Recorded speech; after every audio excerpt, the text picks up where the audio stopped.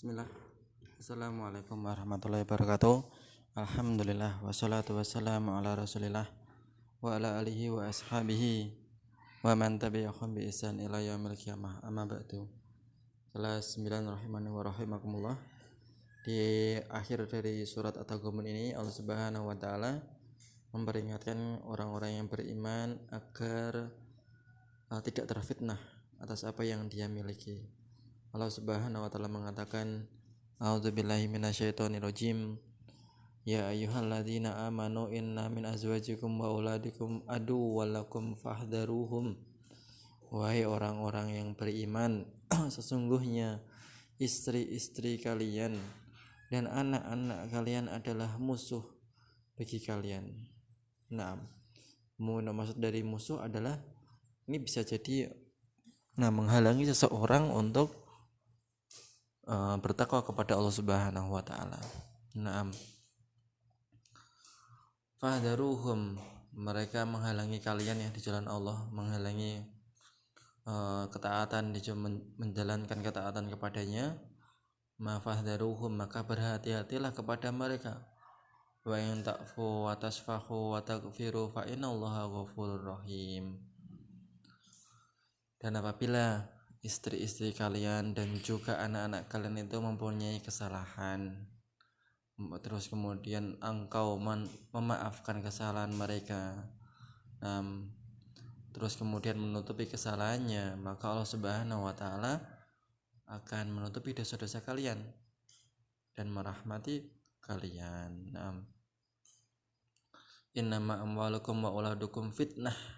Dengan jelas Allah Subhanahu wa taala mengatakan sesungguhnya anak-anak, harta dan juga anak-anak itu fitnah. Tidak perlu saya terangkan lagi. Antum bisa lihat sendiri bagaimana seorang itu bekerja demi anak mereka, demi harta yang mereka kumpulkan sampai mereka lupa sholat, jamaah ditinggalkan, tidak ada udzur apa-apa, jamaah ditinggalkan, suruh buka aurat dibuka aurat, yang nggak boleh pakai jilbab nggak boleh, kerja di ribawi ya tetap aja lanjut dan semisalnya.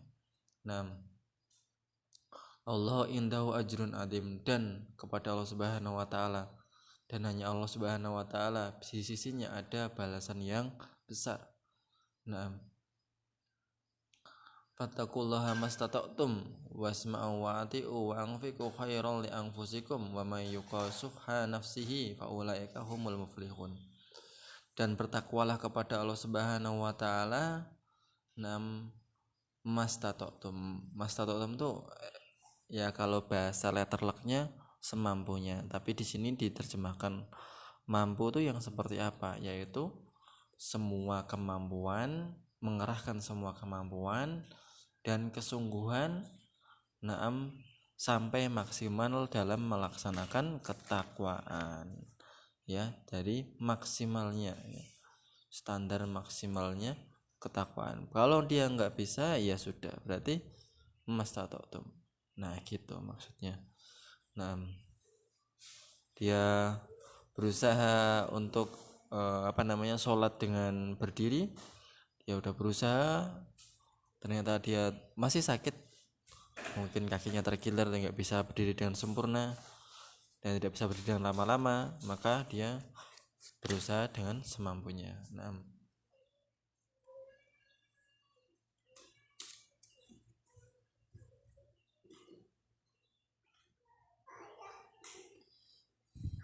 Wasma'u wa ati'u wa anfiqu khairan li anfusikum.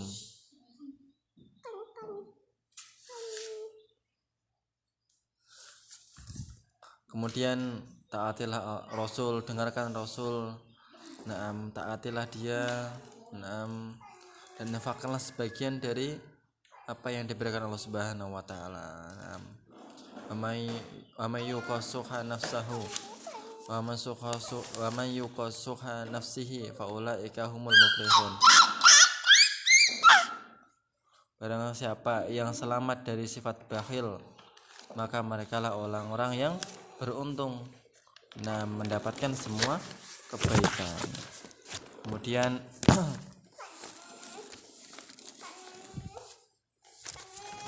in turidallahu qardan hasana yudha'ifhu lakum wa yaghfir lakum Allahu syakurun halim. Dan apabila kalian menginfakkan harta kalian di jalan Allah dengan penuh keikhlasan dan kelapangan jiwa, maka Allah akan lipatkan harta yang telah kita infakkan dan mengampuni dosa-dosa kita.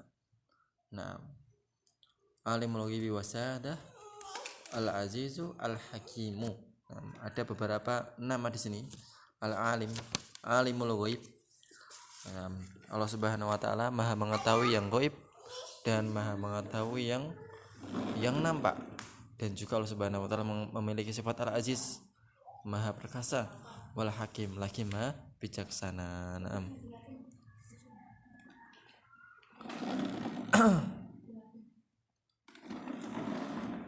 Faedah dan kesimpulan dari ayat ini, yang pertama, tujuan terbesar dalam kehidupan adalah beribadah kepada Allah Subhanahu wa taala.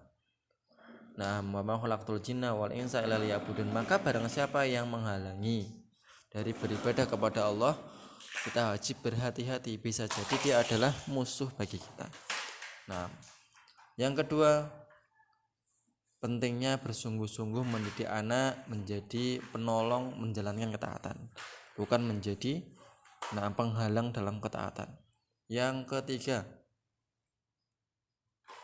anjuran untuk mendidik istri memaafkan dan melupakan kesalahannya, dan anak-anak terhadap perkara yang muncul dari mereka. Bisa jadi istri dan anak-anak itu menjadi musuh karena menghalangi dari ketaatan kepada Allah Subhanahu wa taala.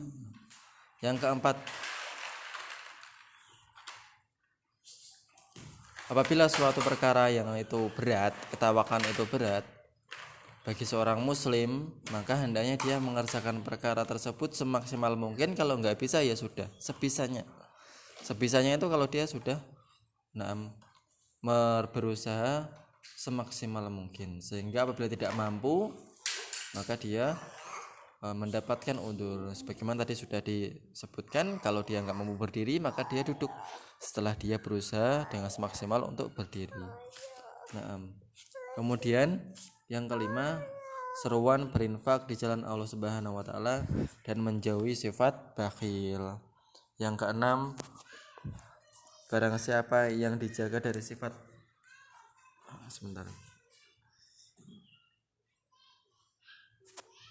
Barang siapa yang dijaga dari sifat kecintaan dan tamak terhadap harta, maka mudah baginya untuk berinfak dan sebaliknya. Dan itulah orang-orang yang beruntung di sisi Allah Subhanahu wa taala. Yang terakhir, besarnya keutamaan Allah terhadap para hambanya, di mana Allah Subhanahu wa taala memberi rezeki kepada mereka, dan kemudian diminta untuk berinfak di jalannya. Terus kemudian dibalas oleh Allah lagi. Allah yang memberi, Allah nyuruh kita untuk infakin harta kita sedikit, Allah kasih lipat gandanya. Masya Allah ya. Dari rahmat Allah Subhanahu wa taala. Qul qul hada. Assalamualaikum warahmatullahi wabarakatuh.